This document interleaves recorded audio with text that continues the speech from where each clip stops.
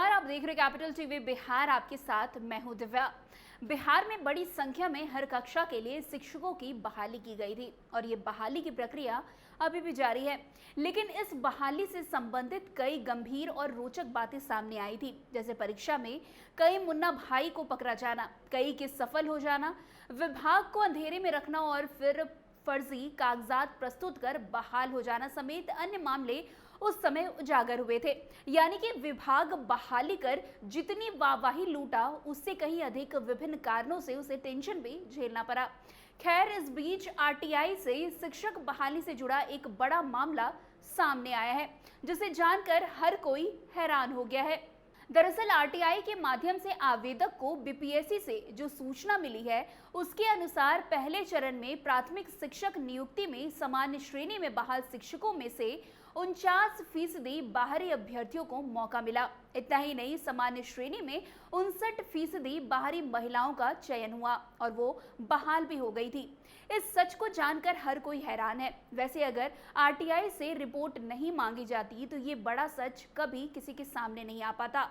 आपको बता दें कि बीपीएससी से आरटीआई के तहत सूचना मांगी गई थी, जिसके जवाब में प्रशाखा पदाधिकारी ने जानकारी दी है कि प्रथम चरण के शिक्षक बहाली यानी कि प्राथमिक शिक्षक में सामान्य श्रेणी में चयनित 7,949 में से 3,909 सीटों पर अन्य राज्यों के पुरुष अभ्यर्थी चयनित हुए, जबकि सामान्य वर्ग की महिलाओं में 17,795 महिलाएं चयनित हुई थी, जिसमें 10,112 महिलाएं दूसरे राज्य की निवासी हैं। यानी कि यूं कहें कि बिहार से ज्यादा दूसरे राज्यों के लोग शिक्षक बन गए और बिहार के योग्य उम्मीदवार बेरोजगार ही रह गए।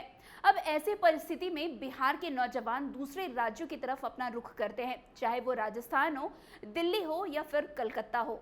वैसे देखा जाए तो जातीय राजनीति के लिए चर्चित बिहार में इन दिनों रोजगार का भी मुद्दा सबसे हावी होता रहा है। एनडीए हो या महागठबंधन, रोजगार के मुद्दे पर सबको आगे रख चुनाव में मैदान में उतरने की तैयारी करती रहती है। बिहार में रोजगार मतलब नीतीश सरकार बनाम 17 महीने बनाम 17 साल की चर्चा तेज होती रही है। दरअसल बिहार में कुछ महीने पहले तक महागठबंधन की सरकार थी। महागठबंधन टूटने के कुछ दिन पहले आरजेडी की तरफ से एक बयान सामने आया था। इस बयान में कहा गया था कि बिहार में 17 महीने की गठबंधन सरकार में जितनी नौकरियां दी गई, उतनी नौकरियां कभी नहीं दी गई थी। आरजेडी के इस दावे के बाद माना जा रहा है कि नीतीश कुमार की नाराजगी और बढ़ गई थी, क्योंकि तब जेडीयू ने इस पर कड़ी प्रतिक्रिया भी जताई थी। बाद में कई और राजनीतिक परिस्थितियों की वजह से गठबंधन टूटने का कारण भी बना। गठबंधन टूटने के बाद भी राजद ने अब यह नारा जोर शोर से उठाना शुरू कर दिया है कि नौकरी मतलब तेजस्वी सरकार, 17 महीने बनाम 17 साल।